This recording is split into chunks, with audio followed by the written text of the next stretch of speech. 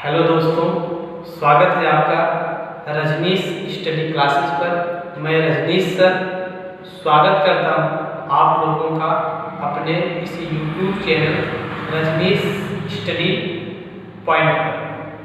आज हम class 10 biology का अध्याय 1 देखेंगे जो जैव प्रक्रम है।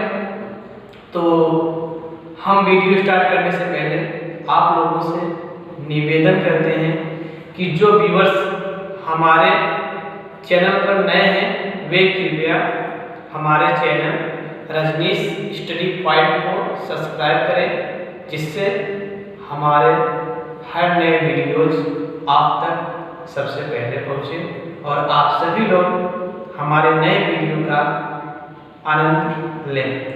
तो हम देखते हैं सबसे पहले अध्याय 1 जैव प्रक्रम। जैव प्रक्रम में सबसे पहले आपको यह देखना होगा कि जैव प्रक्रम होता क्या है।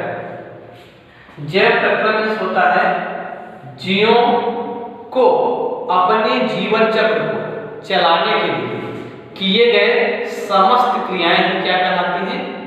जैव प्रक्रम कहलाती है। जैसे आप जानते हैं कि जैव प्रक्रम में आता है आपका पोषण में होता है न्यूट्रिशन, आपका हो गया परिसंचरण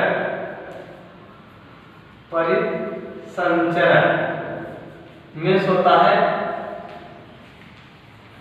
कल्पेशन, उत्सर्जन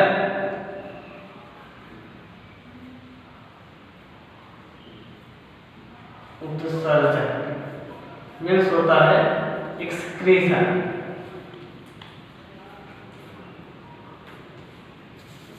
प्रजनन में होता है रिप्रोडक्शन। कहने का मतलब यह होगा कि कोई भी जीवधारी अपने जीवन चक्र को अगले पीढ़ी में कांपित करने के लिए जो भी क्रियाएं करता है, ये समस्त क्रियाएं जैव प्रक्रम कहलाती हैं। जैव प्रक्रम में सबसे पहला आपका पोषण हो गया, परिसंचरण हो गया, उत्सर्जन हो गया, प्रजनन हो गया। तो कोई भी जीवधारी होगा ये सभी क्रियाएं करके अपने पीढ़ी को अगली पीढ़ी में कांपित कर देता है। इन्हीं सभी क्रियाओं को आप क्या कहते हैं? जैव प्रक्रम। तो हम अगले वीडियो में एक एक करके पोषण देखेंगे, इसके टाइप्स देखेंगे, परिसंचरण देखेंगे, इसके टाइप्स देखेंगे। ये समस्त चीजें आपको बताई जाएगी हमारे नेक्स्ट वीडियो में। इससे पहले मैं आपको बताता हूँ, इसमें अगला पॉइंट होता है आपका सजीव एवं निर्जीव में अंतर। सजीव और निर्जीव में अंतर आपको बताना होगा, मतलब difference between living and non living. अगला आपका जो टॉपिक आता है, तो एक एक करके हम देखते हैं कि सजीव और निर्जीव में ऐसे कौन से लक्षण होते हैं जिसके कारण हम लोग बता सकते हैं कि कौन से जीव सजीव होते हैं और कौन से निर्जीव होते हैं। तो सबसे पहले हम चर्चा करेंगे सजीव क्या होते हैं। सजीव में होता है लिविंग। तो सबसे पहले सिंपल से आप जानते हैं, हम लोग जो जीव वृद्धि करते हैं, जिनमें विकास होता है, जो गति करते हैं, उन्हीं को हम क्या कहते हैं? सजीव कहते हैं। केवल एक ही परिभाषा जो गति करते हैं इसके अकॉर्डिंग हमें नहीं कह सकते हैं कि वह जीव सजीव होगा। क्यों? क्योंकि एग्जाम्पल के तौर पे आप जानते हैं, जैसे मान लीजिए फैन हो गया, सपोज दैट पंखा हो गया। पंखा तो चल रहा होता है, तो क्या हम पंखे को सजीव कह सकते हैं? सजीव कह सकते हैं? नहीं कह सकते हैं। ठीक, जैसे मान लीजिए आप पेड़ हो गया, पेड़ तो रहता कैसा है? हमेशा वह हमेशा रुका हुआ होता है, गति नहीं करता है, तो क्या इसको हम निर्जीव कहेंगे? जी नहीं, इसको हम सजीव कहेंगे।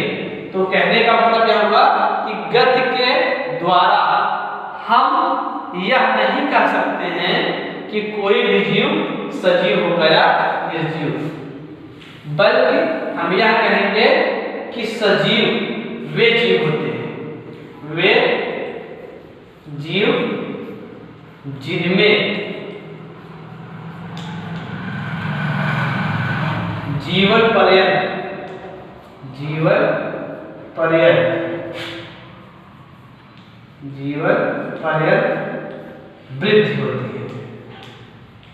वृद्धि होती है, उनको हम सजीव कहते हैं। ठीक, अगला बात आता है आपका निर्जीव किसे कहते हैं? निर्जीव जिनको हम कहते हैं नॉन लिविंग। अब नॉन लिविंग ऐसे जीव जिनमें वृद्धि और विकास नहीं होता है, उस प्रकार के जीवों को हम क्या कहते हैं? निर्जीव कहते हैं। उनमें हम क्या कहते हैं कि वृद्धि और विकास होने की कोई संभावनाएं नहीं होती है, तो उस प्रकार के जीव को आप क्या कहेंगे? निर्जीव। तो मुझे आशा है कि आप लोग कुछ न कुछ इस पाठ सारणी को समझ गए होंगे। तो एक बार फिर से देख लेते हैं। पहला आपका है जैव प्रक्रम।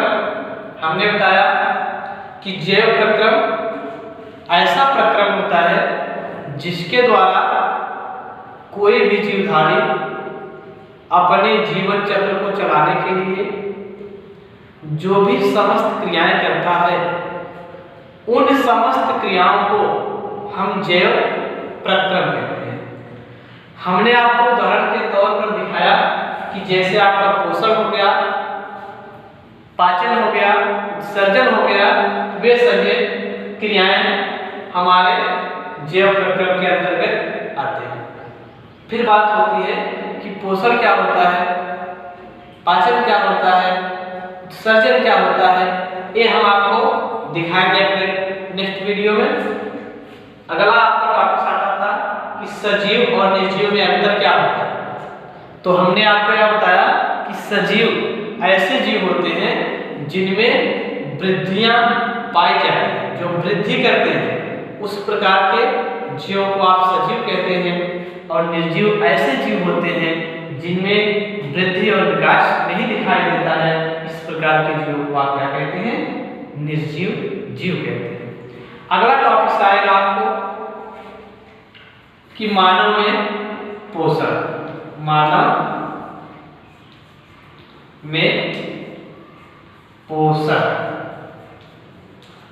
में पोषण न्यूट्रिशन इन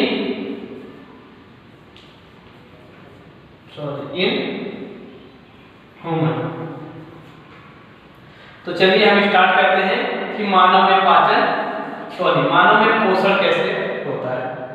तो सबसे पहले मानव में पोषण को देखने से पहले आप लोग यह देखिए कि पोषण होता क्या है। सिंपल सी बात होगी पोषण की।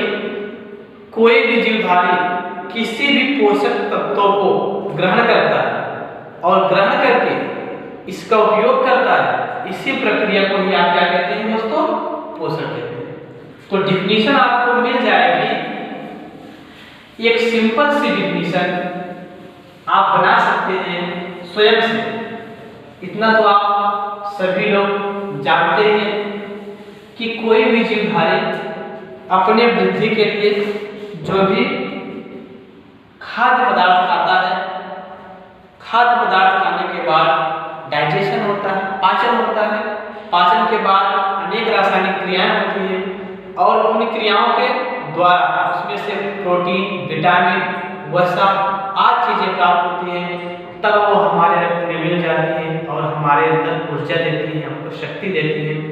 तो कहने का मतलब कि कोई भी चीज जो भी हम खाते हैं, कोई फूड मटेरियल खाते हैं और खाने के बाद उसका पाचन होता है, उसका उपयोग हम करते हैं, इसी को हम क्या कहते हैं?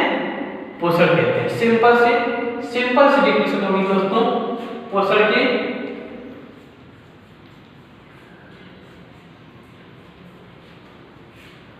किसी खाद्य पदार्थों को ग्रहण करके उसका उपयोग करना ही पोषण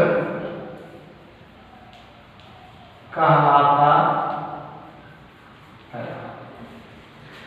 तो आपको परिभाषा मिल गई कि किसी खाद्य पदार्थों को ग्रहण करके उसका उपयोग करना ही पोषण कहलाता है।